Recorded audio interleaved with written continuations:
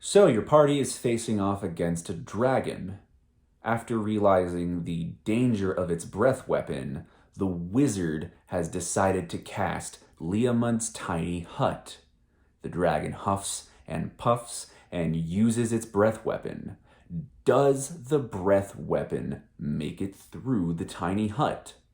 Well, let me give you the quick answer. Yes. Completely. It would go right through. Let me show you why. Hello everyone, thank you for coming to my channel. My name is Getty Alm and I'm here to give you dungeon master advice, player advice, anything related to the game entirely. Now, how did I come to this conclusion and why is this such a big deal for me? Why did I make a video for the sole purpose of getting this message out there? Well, about a year and a half ago, I was in a Facebook group. It was about DM advice, player advice, anything relating to the game, just kind of like my channel.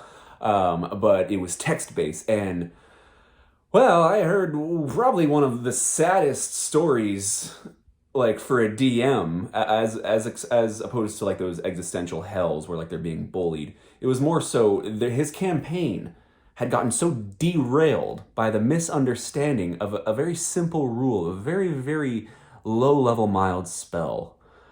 His story was along the lines of he had these dragons fighting these giants in this big war, and you got to choose. Do you want to be a shark or you want to be a jet? You want to be a dragon? You want to be a giant? You had to pick a side, and they chose to side with the giant, because they wanted to unfriend some dragons, because, that's the and dragons part of the game. So this DM was completely at a loss because the wizard, there was actually two magic users. There was a wizard and then there was a bard who had taken magic initiate and had wizard abilities as well. And so they were both able to cast Leomund's tiny hut. And this DM was under the idea that no thing can get through Leomund's tiny hut, like it was Wall of Force or something.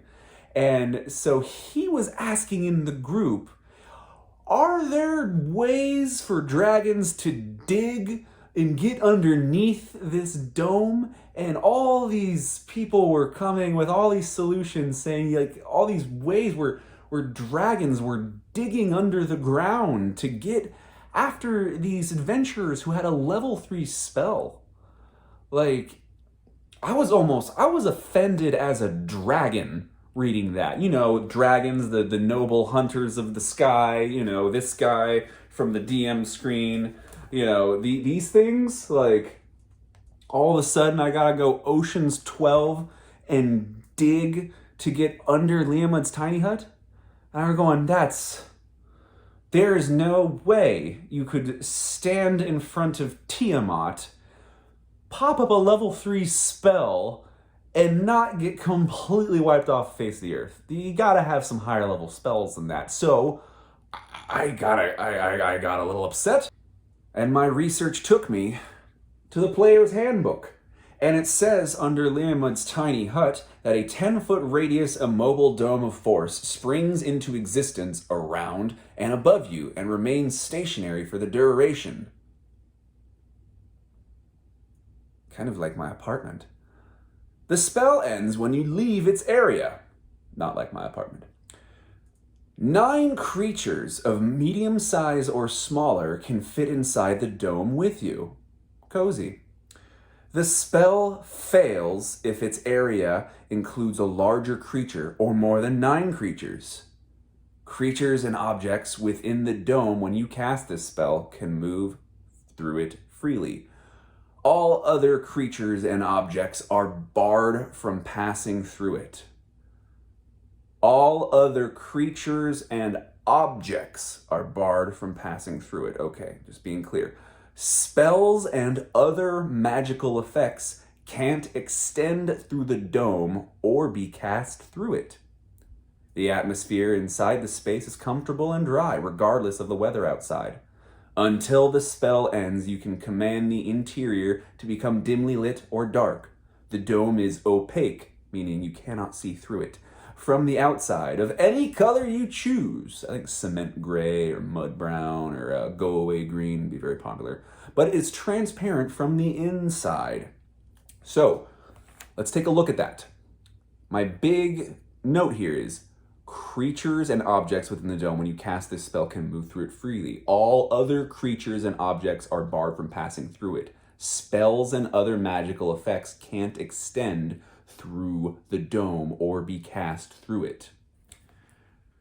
So, reading the rules on the dragon's breath attack, it's pretty clear. It's not a magic item. It's not a spell. It is not a spell attack. It's not an object. And it's obviously not a creature. So read the rules of Leomund's Tiny Hut and then read Breath Weapon. Also, read Jeremy Crawford's tweet on the matter. Someone had asked, well, since it's not a magical spell or a magical object or an object, wouldn't it pass through Tiny Hut? And Jeremy, one of the writers of the rules of the game, said yes. So yeah, it'll pass right through. Don't believe me? Let me bring up another spell. The other spell I want you to look at is Wall of Horse. Wall of Force. Wall of Horse is a homebrew spell that we're not ready yet. So on page 285 of the player's handbook, Wall of Force. One action, 120 feet, and takes 10 minutes as a concentration spell. An invisible wall of force springs into existence at a point you choose within range. The wall appears in any orientation you choose, as a horizontal or vertical barrier, or at an angle. It can be free-floating or resting on a solid surface. You can form it into a hemispherical dome or sphere with a radius of up to 10 feet. Or you can shape a flat surface made up of 10 foot by 10 foot panels. Each panel must be contiguous with another panel. In any form, the wall is 1/4 of an inch thick. It lasts for the duration. If the wall cuts through a creature's space when it appears, the creature is pushed to one side of the wall, your choice which side. And here's the big point. Nothing can physically pass through the wall. It is immune to all damage and can't be dispelled by dispel magic. That's very specific, whereas Leomund's Tiny Hut does not get that specific. A disintegrate spell destroys the wall instantly. However, the wall also extends into the ethereal plane, blocking ethereal travel through the wall. So, if you're wondering if Leomund's Tiny Hut can block a dragon's breath weapon, a level 3 spell can block a full salvo from Tiamat. The answer is no. Yeah, it cannot block it. Read the rules of Leomund's Tiny Hut, read the rules of a dragon's breath weapon, and then read the rules of Wall of Force. Leomund's Tiny Hut's very specific in that it has to be magical things and objects. Wall of Force is very specific in that it has to be anything at all cannot make it through. Dragon's breath is not magical. It's not a rock. Now, obviously, if you don't like this, if you don't like the rules as written, it's your campaign. You're the DM. You know, if it's cool, or you're trying not to wipe the whole party, sure, let it slide. But I'm just letting you know that is how the spell works. And there are a lot of people on Reddit and a lot of people on Google Answers, a bunch of stuff that are mucking up the answer to this question. But if you really look at the criteria of other shield spells, shield magic is very particular to a specific attack. You know, how the shield spell itself, it blocks magic missile. But, there are some things and ways you can get around that. Other things that aren't magic missile can get through. But wall of the dome of invulnerability. You know what I mean? Wall of force. Everything.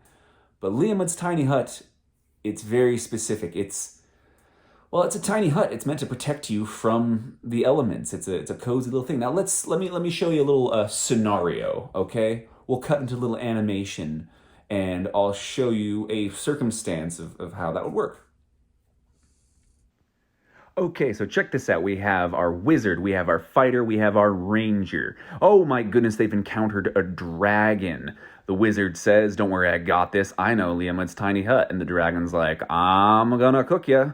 And he unleashes his breath weapon. It goes right through because a dragon's breath weapon is not a spell attack, a magical item, nor is it an object. Let's put it in a different scenario. Here we have Killbot. He wishes to kill whatever is in the tiny hut. It uses its ray of frost eye beam, and it just along the side of it because it's a spell attack. So it goes, "Oh, well, my spells are thwarted. What about my staff of magical light?" And it tries to shine a radiant, damaging magical light through it. It's deflected too, so he's confused. So he uses his rock of throwing. That's an object. It bounces right off. He's very frustrated at this point.